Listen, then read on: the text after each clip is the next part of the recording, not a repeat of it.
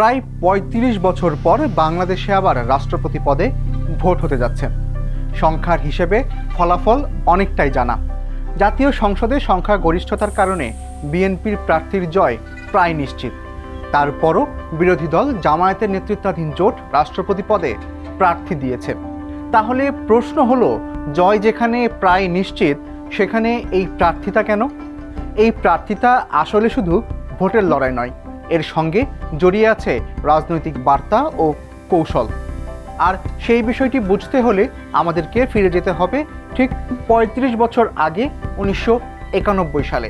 কারণ বাংলাদেশে রাষ্ট্রপতি পদে সর্বশেষ প্রতিদ্বন্দ্বিতাপূর্ণ ভোট হয়েছিল সেবারই। ১৯৯১ সালের নির্বাচনে বিএনপি ৩০০টি সাধারণ আসনের মধ্যে পায় ১৪০টি। একক সংখ্যাগরিষ্ঠতার জন্য দরকার ছিল ১৫১ আসন, তার চেয়ে ১১টি কম পায় বিএনপি। আওয়ামী লীগ পায় ৮৮টি আসন, জাতীয় পার্টি ৩৫টি আর জামায়াতে ইসলামী ১৮টি। মানে এককভাবে সরকার গঠনের মতো সংখ্যাগরিষ্ঠতা বিএনপির ছিল না। তাই দলটি জামায়াতে ইসলামীর সমর্থন নিয়ে সরকার গঠন করে, আর খালেদা জিয়া হন দেশের প্রথম নারী প্রধানমন্ত্রী। মজার ব্যাপার হলো, আওয়ামী লীগ আর বিএনপি দুই দলই এরশাদ বিরোধী আন্দোলনের গুরুত্বপূর্ণ অংশ ছিল, কিন্তু নির্বাচনের পর তারা আবার সরকার আর বিরোধী দলের ভূমিকায় ফিরে যায়, আর এক পর্যায়ে দুই দলের সম্পর্ক তিক্ত হয়ে ওঠে। স্বাধীনতার পর থেকে রাষ্ট্রপতি ও সংসদ নির্বাচন পদ্ধতিতে বেশ কয়েকবার পরিবর্তন এসেছে। অর্থাৎ রাষ্ট্রপতি নির্বাচনের নিয়মটা তো সবসময় একরকম ছিল না। ১৯৭২ সালের সংবিধানে বিধান ছিল সংসদের মাধ্যমে রাষ্ট্রপতি নির্বাচিত হবেন। এরপর চতুর্থ সংশোধনীর মাধ্যমে চালু করা হয় প্রত্যক্ষ নির্বাচন পদ্ধতি। ১৯৭৮ সালে জিয়াউর রহমান হন প্রত্যক্ষ ভোটে নির্বাচিত প্রথম রাষ্ট্রপতি।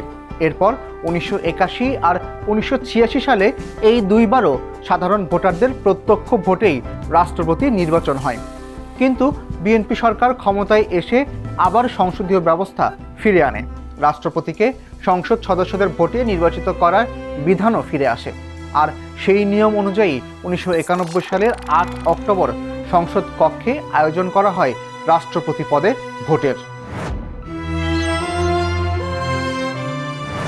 এবার আসি মূল লড়াইয়ে। বিএনপি প্রার্থী করে দলটির তখনকার স্পিকার আব্দুর রহমান বিশ্বাসকে। তিনি ছিলেন দীর্ঘদিনের পরীক্ষিত বিএনপি নেতা। ১৯৬২ আর ১৯৬৫ সালে পূর্ব পাকিস্তান আইনসভার সদস্য। ১৯৭৯ সালে সংসদ সদস্য হয়ে জিয়াউর রহমানের সরকারে ছিলেন পাটমন্ত্রী, পরে বিচারপতি আব্দুস সাত্তার সরকারের স্বাস্থ্যমন্ত্রী।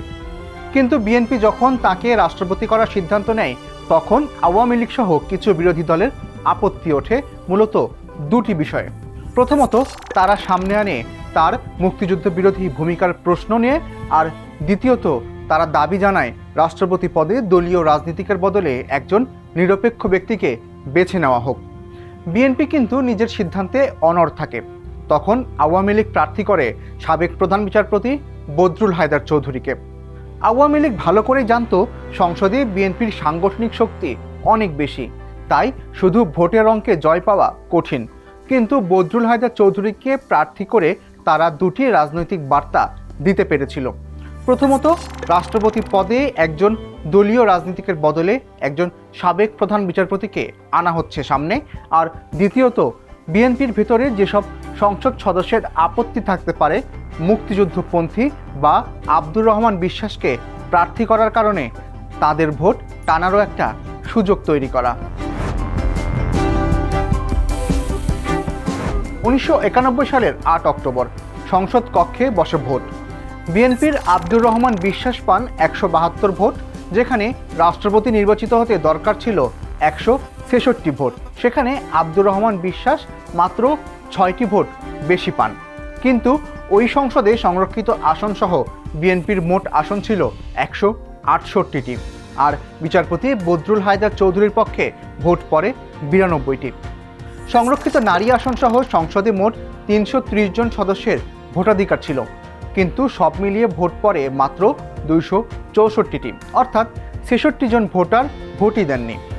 তার মানে আব্দুর রহমান বিশ্বাস রাষ্ট্রপতি নির্বাচিত হয়েছিলেন ঠিকই, কিন্তু বিপুল রাজনৈতিক ঐক্যমত্য নিয়ে নয়। এখানেই লুকিয়ে আছে সবচেয়ে চমকপ্রদ অংশটা। রাজনৈতিক সূত্র বলছে, মুক্তিযুদ্ধের ভূমিকার প্রশ্নে আব্দুর রহমান বিশ্বাসের বিরোধিতা করলেও আওয়ামী লীগ কিন্তু জামায়াতের ভোট পেতে বেশ তৎপর ছিল। এমনকি আওয়ামী লীগের প্রার্থী নিজে জামায়াতের তৎকালীন আমির গোলাম আজমের সঙ্গে সাক্ষাৎ করে ভোট চেয়েছিলেন, আর এ নিয়ে সে সময় ব্যাপক সমালোচনা হয়। শুধু কি তাই, আব্দুর রহমান বিশ্বাসও গোলাম আজমের সঙ্গে দেখা করেছিলেন। বিষয়টি নিয়ে সেই সময় দৈনিক সংবাদ পত্রিকার 8 অক্টোবর নিন্দনীয় শিরোনামে একটা বিশেষ লেখা প্রথম পাতায় ছাপা হয়েছিল। আর জামায়াতের দিক থেকেও ছিল অনিশ্চয়তা। জামায়াত সরকার গঠনে বিএনপিকে সহায়তা করলেও রাষ্ট্রপতি পদে জামায়াতের সবাই আব্দুর রহমান বিশ্বাসকে ভোট দিয়েছে কিনা তা নিয়ে সংশয় থেকেই যায়, কারণ জামায়াতের সব ভোট পেলে তিনি আরও বেশি ভোট পেতে পারতেন। আলোচনা আছে, রাষ্ট্রপতি নির্বাচনে Jamaat, Jatiya Party, Communist Party, NAP, JASAD, Workers Party, National Democratic Party ও ইসলামী ঐক্যজোটের অনেক সংসদ সদস্য ভোট দেননি। আরও একটা মজার তথ্য, ওই সংসদে 2 জন স্বতন্ত্র সদস্য ছিলেন। একজন পরবর্তীকালে ভারপ্রাপ্ত রাষ্ট্রপতি ও স্পিকার হাফিজউদ্দিন আহমদ, আরেকজন সংসদের চিফ হুইপ নুরুল ইসলাম মনি। এই 2 জনই কিন্তু ভোট দিয়েছিলেন বিএনপির প্রার্থীকে। 1991-এর সেই নাটকীয় ভোটের পর রাষ্ট্রপতি নির্বাচনে আর কোনো প্রতিদ্বন্দ্বিতাই দেখা যায়নি।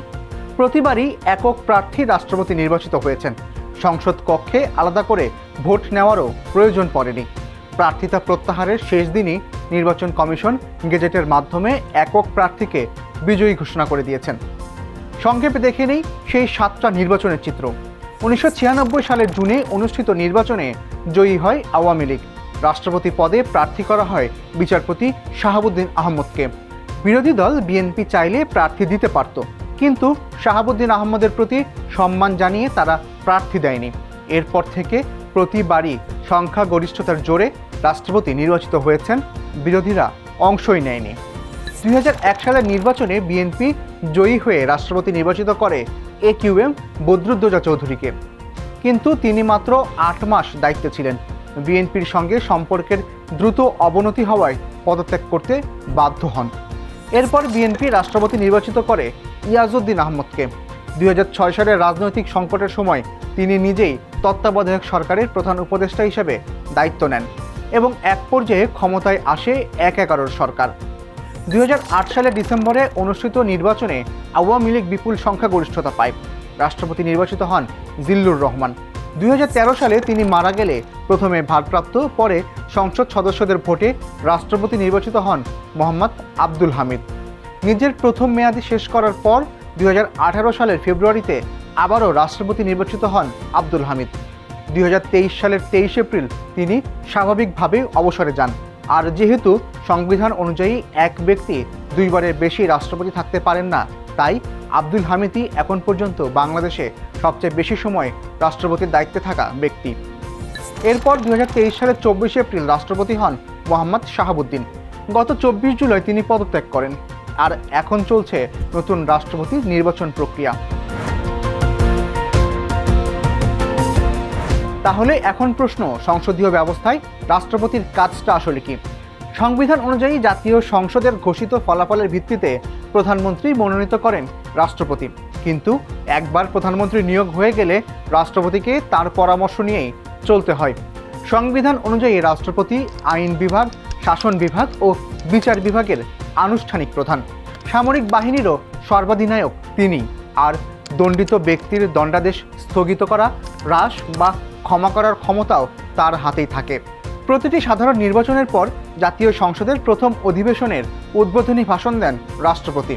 বছরের প্রথম অধিবেশনেও দেন। এই ভাষণে তুলে ধরা হয় সরকারি নীতির রূপরেখা।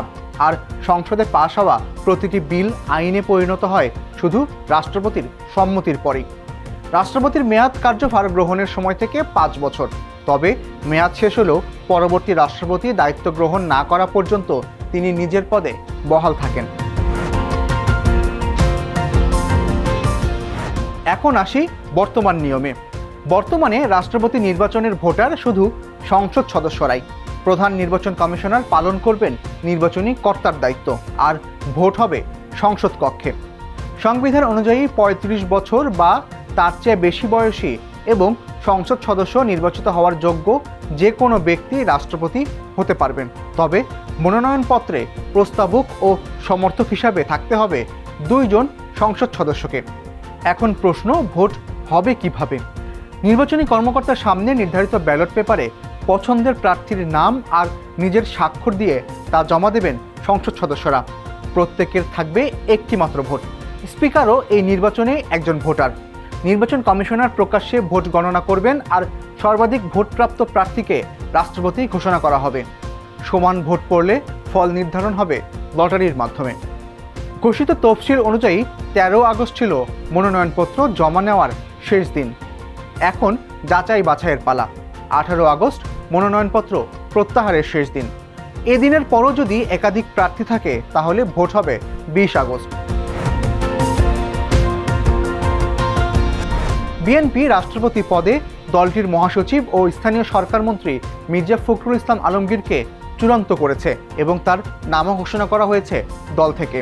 আর অন্যদিকে জামায়াতের নেতৃত্বাধীন 11 দলীয় ঐক্য রাষ্ট্রপতি পদে প্রার্থী ঘোষণা করেছে লিবারেল ডেমোক্রেটিক পার্টি এলডিপির চেয়ারম্যান কর্নেল অবসরপ্রাপ্ত অলি আহমদকে।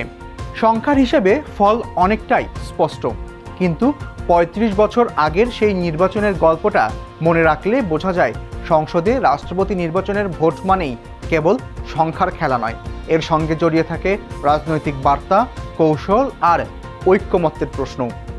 আর ঠিক এই কারণেই প্রায় 3.5 দশক পর সংসদে রাষ্ট্রপতি নির্বাচনের সম্ভাবনা তৈরি হওয়ায় 1991 সালের রাজনীতির অনেক প্রশ্নই যেন আবারও সামনে চলে এসেছে। আপনারা আপনাদের মতামত জানাতে পারেন কমেন্ট বক্সে। আর এতক্ষণ আমাদের সঙ্গে থাকার জন্য অসংখ্য ধন্যবাদ।